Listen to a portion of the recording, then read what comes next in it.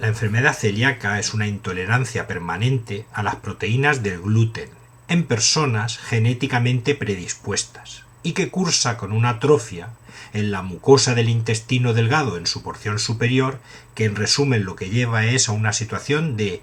malabsorción.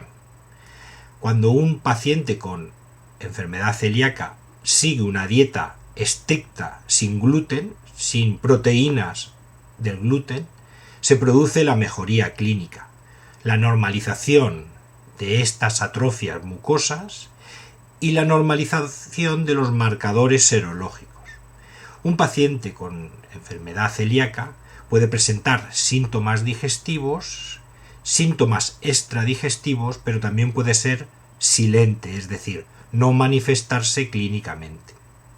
El diagnóstico de esta enfermedad precisa de sospecha clínica, siendo muy importante el diagnóstico precoz para evitar las complicaciones que se pueden desarrollar en caso de no ser correctamente diagnosticado.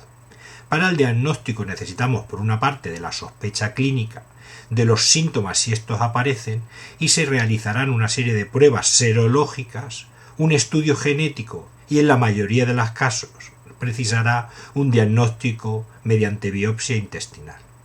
Es importante que el paciente que padezca esto sepa que si no mejora su enfermedad, la mayoría de las veces es por una falta en el seguimiento correcto de la dieta sin gluten. En este post te doy bastante información en presentaciones en PDF o en páginas web con links donde puedes obtener información de cómo comer bien, cómo encontrar aquellos alimentos que no contienen gluten. Hemos de investigar esta enfermedad en cualquier persona que presente de forma mantenida o intermitente una serie de síntomas como son la diarrea crónica, la diarrea intermitente, el retraso en el crecimiento, los síntomas intestinales que no hemos aclarado, cansancio que se prolonga en el tiempo,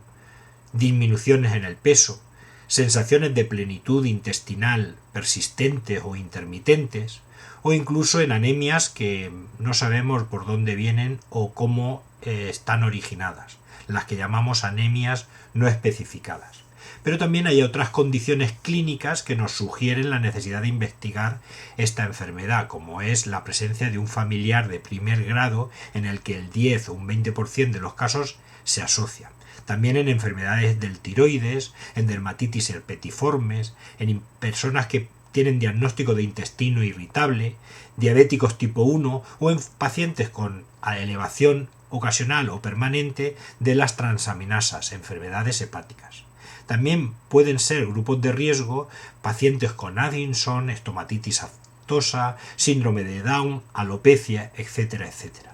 Quizás uno de los aspectos importantísimos en el diagnóstico de esta enfermedad es evitar los errores diagnósticos, como podría ser el descartar la enfermedad celíaca simplemente porque aparezca una serología negativa o confirmar una enfermedad celíaca cuando se ha hecho un estudio genético positivo. La mayoría de las cosas necesita de los 3 factores, de los 3 criterios diagnósticos, incluido la biopsia intestinal.